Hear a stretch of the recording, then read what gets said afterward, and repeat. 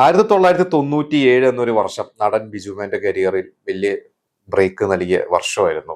കാരണം അദ്ദേഹത്തിന് ആദ്യമായിട്ടൊരു സംസ്ഥാന അവാർഡ് കൃഷ്ണകുടിയിലെ ഒരു പ്രണയകാലത്ത് ആ ഒരു സിനിമയ്ക്കാണ് ലഭിച്ചത്. നമ്മൾ ആ ഒരു എപ്പിസോഡ് ചെയ്തിട്ടുണ്ടായിരുന്നു.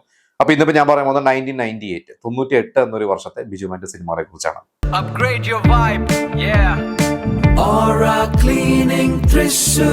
ഇതിൽ ആദ്യത്തെ സിനിമ പ്രണയവർണ്ണങ്ങൾ, സിബി മലയിലെ സിനിമ. വളരെ മനോഹരമായിട്ടുള്ള സിനിമ, മനോഹരമായിട്ടുള്ള ഗാനങ്ങളുള്ള സിനിമ. അതിൽ സുരേഷ് ഗോപി എന്ന ആക്ഷൻ റോളൊക്കെ ചെയ്യുന്ന സുരേഷ് ഗോപി വളരെ സോഫ്റ്റ് ആയിട്ടുള്ള ഒരു കളക്ടറുടെ റോള് ചെയ്തു. മഞ്ജു വാര്യരും ദിവ്യ ഉണ്ണിയും. അതിൽ ബിജുമാന്റെ ഒരു ക്യാരക്ടർ വിക്ടർ. എനിക്ക് തോന്നുന്നു ആ സിനിമ കണ്ട എല്ലാവർക്കും ഇന്ന് ചോദിച്ചു കഴിഞ്ഞാൽ ഇഷ്ടപ്പെട്ട ഒരു ക്യാരക്ടർ അതിൽ ബിജുമാന്റെ ഒരു ക്യാരക്ടർ ആയിരിക്കും. നല്ലൊരു ക്യാരക്ടറാണ് അത്. നമുക്കൊക്കെ ഭയങ്കര ഇഷ്ടം തോന്നുന്ന ഒരു ക്യാരക്ടറാണ്.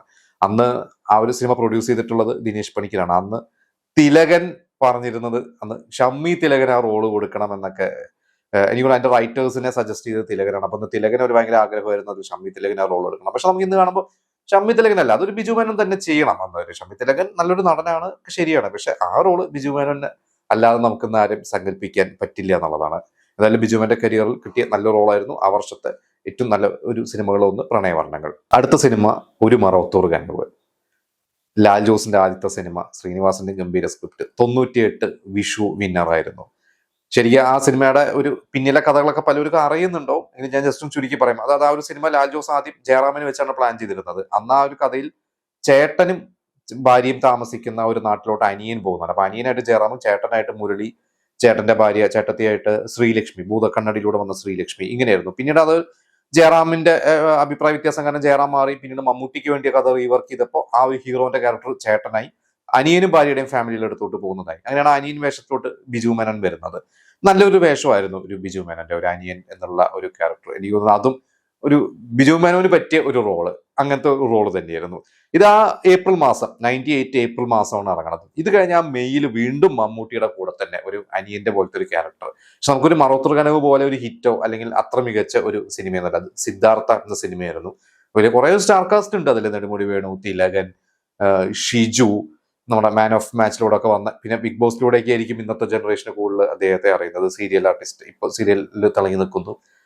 അതിൽ ബിജു മേനോൻ ഒരു അനിയന്റെ ഒരു വേഷം, നല്ലൊരു വേഷമാണ് ബിജു മേനോൻ ചെയ്തിട്ടുള്ളത്. അപ്പൊ എന്തായാലും ആ ഒരു 2 മാസം ബാക്ക് ടു ബാക്ക് 2 അനിയൻ വേഷങ്ങൾ ബിജു മേനോന് കിട്ടി.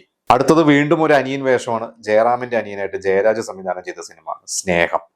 ആ സിനിമ ഇന്ന് പിന്നെ കുറെ ട്രോളുകളിലൊക്കെ വരുന്നുണ്ട് ആ സിനിമയെ കുറിച്ച്.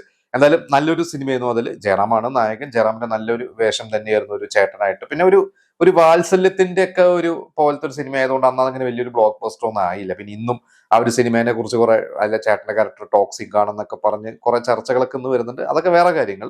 എന്തായാലും അതിൽ ഒരു അനിയന്റെ റോളാണ് ബിജു മേനോൻ ചെയ്തിട്ടുള്ളത്. അതിൽ ലേനയെ അഭിനയിച്ചിട്ടുണ്ട്. ലേനയുടെ ഒക്കെ ആദ്യത്തെ സിനിമയാണ് അത്. സിദ്ദിഖ് അതിൽ അഭിനയിച്ചിട്ടുണ്ട്. നല്ലൊരു സിനിമ, ഒരു ബിജുമേനെ പറ്റിയ ഒരു അനിയൻ ക്യാരക്ടർ എന്ന് തന്നെ പറയാം. പിന്നെ ഓർമ്മച്ചപ്പ് എന്ന സിനിമയിൽ ലോഹിദാസിന്റെ സിനിമയാണ്. അതാ ഒരു 98 ഓണം സീസണിൽ ഇറങ്ങിയ സിനിമ. ഞാൻ ആ സിനിമ കുറെ മുമ്പ് കണ്ടിട്ടുള്ളതാണ്. അതുകൊണ്ട് ഇപ്പൊ എനിക്ക് ഓർമ്മയില്ല. ആ സിനിമയും ഒന്ന് ഹിറ്റ് ആവാതെ പോയ ഒരു സിനിമയാണ്. അതുകൊണ്ട് തന്നെ ബിജു മേനോനും അതിൽ ദിലീപും ലാലും ഒക്കെയാണ് പ്രധാന വേഷങ്ങൾ. ബിജു മേനോൻ അതിലൊന്നും വലിയ ഒരു ഗുണമൊന്നും കിട്ടിയിട്ടില്ല. അടുത്തൊരു സിനിമ ഓരോ വിളിയും കാതോർത്ത്, VM വിനു ഡയറക്ട് ചെയ്ത സിനിമയാണ്. ഈ ഒരു സിനിമ അത് തിയേറ്ററിൽ അന്ന് ഇറങ്ങിയിട്ടുണ്ടോ എന്നുള്ളത് എനിക്ക് അറിയില്ല. എന്തായാലും അന്ന് മുകേഷും ബിജു മേനോനുമാണ് ഇതിലെ പ്രധാന വേഷം ചെയ്തിട്ടുള്ളത്. കലു ഡെനീസും ഗിരീഷ് പുത്തഞ്ചേരിയും കൂടിയാണ് സ്ക്രിപ്റ്റ് ചെയ്തിട്ടുള്ളത്. സുമ എന്ന ഒരു നായികയാണ്. ഇവര് ഇന്ന് നമ്മൾ അവരെ പല തെലുങ്ക് ഇന്റർവ്യൂസിലൊക്കെ അവരെ കണ്ടിട്ടുണ്ട്. അവർ കുറച്ച് സിനിമകളൊക്കെ അഭിനയിച്ചിട്ടുണ്ട്. അന്ന് ഈ ഒരു വേഷത്തിന് വേണ്ടി അന്ന് മഞ്ജു വാര്യരെ പ്ലാൻ ചെയ്തിരുന്നതാണ്. പക്ഷെ എനിക്ക് തോന്നുന്നു അന്ന് മഞ്ജു വാര്യരുടെ ഡേറ്റോ കാര്യങ്ങളോ എന്തോ കിട്ടാത്ത കാരണമാണ് മഞ്ജു വാര്യർക്ക് ചെയ്യാൻ പറ്റാതിരുന്നത്. ഈ സിനിമ അന്ന് തിയേറ്ററിൽ ഇറങ്ങി എനിക്ക് ഇപ്പോൾ ഓർമ്മയിട്ടില്ല. ഞാൻ കുറെ കാലം മുമ്പ് VM വിനുവിന്റെ ഒരു ഇന്റർവ്യൂവിൽ VM വിനു എഴുതിയത് ഞാൻ ഓർക്കുന്നുണ്ട്. ഈ സിനിമയുടെ ഷൂട്ടിംഗ് കാര്യങ്ങൾ ഓർക്കുന്നുണ്ട്. പക്ഷെ എനിക്ക് തോന്നുന്നു അന്ന് തിയേറ്ററിൽ ഇറങ്ങാതെ പിന്നീട് അതൊരു TV ഡയറക്ട്ലി വരികയോ അങ്ങനെ എന്തോ ആയിരുന്നു തോന്നുന്നത്. എന്തായാലും നിങ്ങൾക്ക് ആർക്കെങ്കിലും അതിനെ കുറിച്ച് അറിയണമെങ്കിൽ ഒന്ന് പറയണം. എന്തായാലും ബിജു മേനോനും മുകേഷും ആയിരുന്നു അതിൽ ഒരു പ്രധാന വേഷം. വലിയ സ്റ്റാർ കാസ്റ്റ് ഇപ്പൊ കാണുന്നുണ്ട്. ഞാൻ ആ സിനിമ കണ്ടിട്ടില്ല.